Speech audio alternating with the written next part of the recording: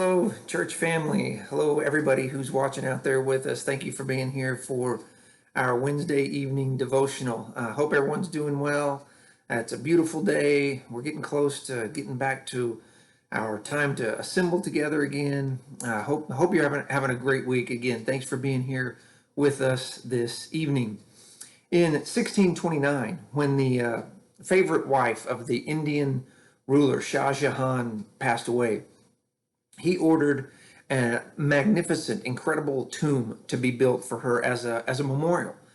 What he did is he took her casket and placed it in the middle of this piece of land, and the construction of this tomb, which became a temple, literally began just around it. I mean, they began to build around her casket. This became a years-long project, and a few years into it, just over time, the Shah's grief kind of gave way to his passion for the project. He was very, very into the building of this temple.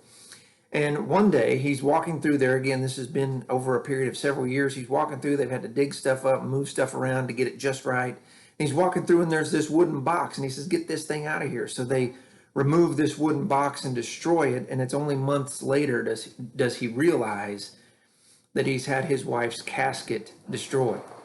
The original purpose for the memorial, the original purpose for what they were doing, was lost in the details of the construction. They built what became the Taj Mahal, but they forgot the reason they were building it in the first place. He forgot what his mission truly was.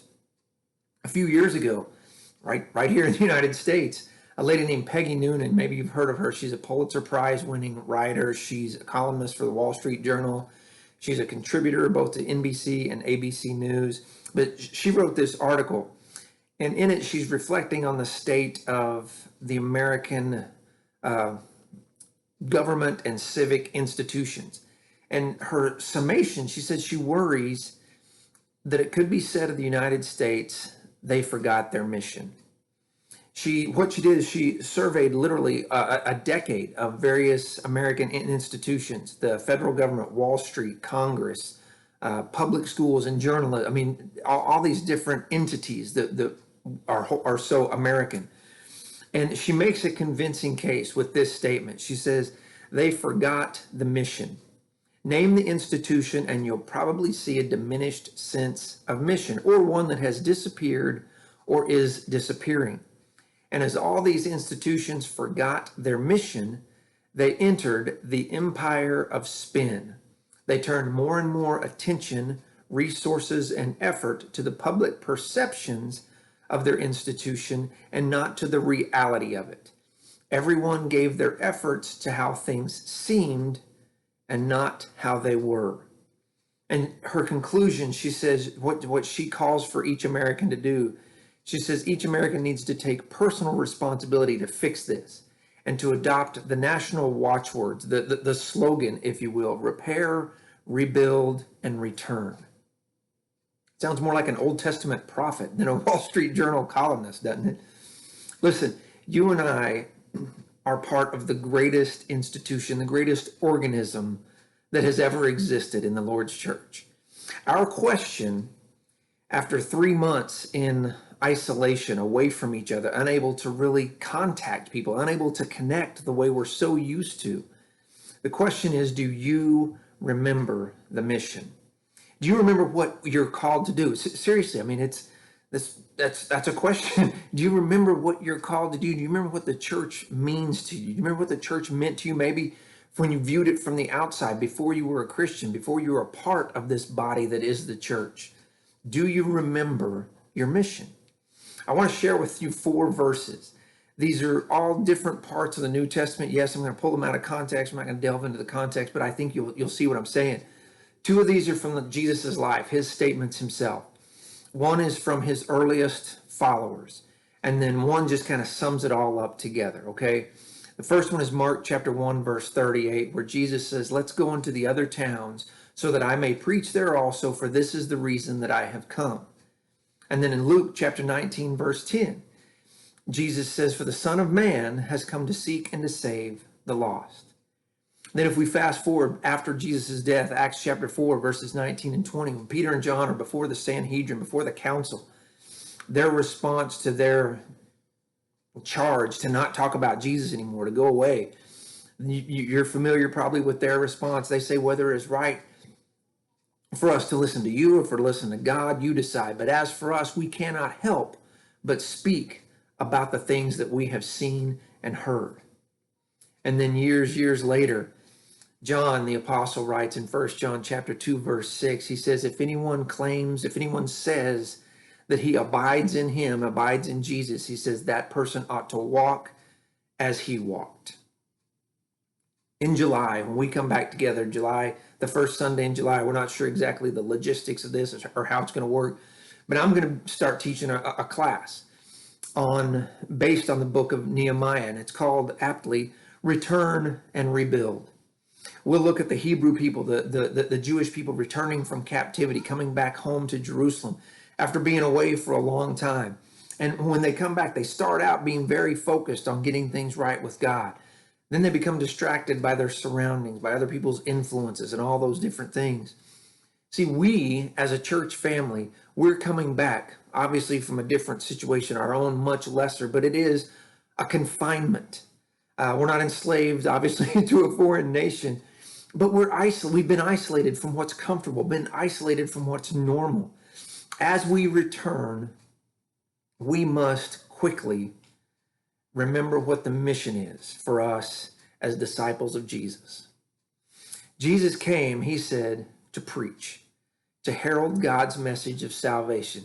That's my job too. And not my job because I'm a paid guy, but it is my job as a follower of Jesus. Jesus says he came to seek and to save the lost. Me too. That's my mission. That's your mission.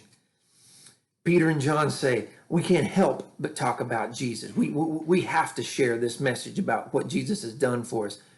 Me too. Us too. That's our mission.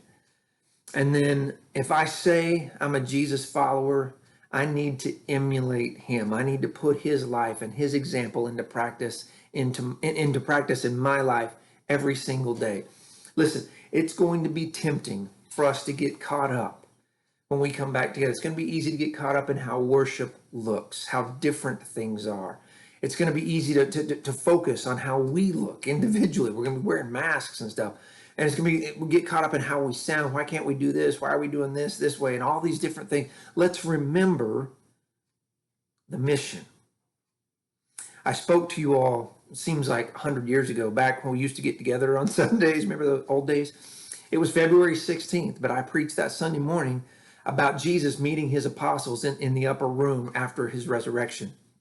And he gave them their mission. Do you remember that? I hope you remember that to some degree. It's John chapter 20. But in John chapter 20, verse 21, he gives them their mission. And he says, as the Father has sent me, I also send you. And he gives them peace. And he gives them power. And he gives them this purpose. But that is given to us too. That's our great purpose. By the peace of God, by the power of God, we're to fulfill the purpose of God. We're sent to offer his peace to a dark world. And we have to keep our eyes on the prize. We have to keep our eyes focused on that ultimate goal. We're going to have to regain, and then we're going to have to stay focused on the mission. If we don't, we'll end up not returning and rebuilding correctly. We do not want to get all the protocols and all the practices and all the stuff right and forget our purpose. We don't want to return, or we don't want to end up like the Shah. We don't want to end up like the Shah and end up building the Taj Mahal, so to speak, but throwing out our main purpose because we focused too much on the project, if you will, of reassembling.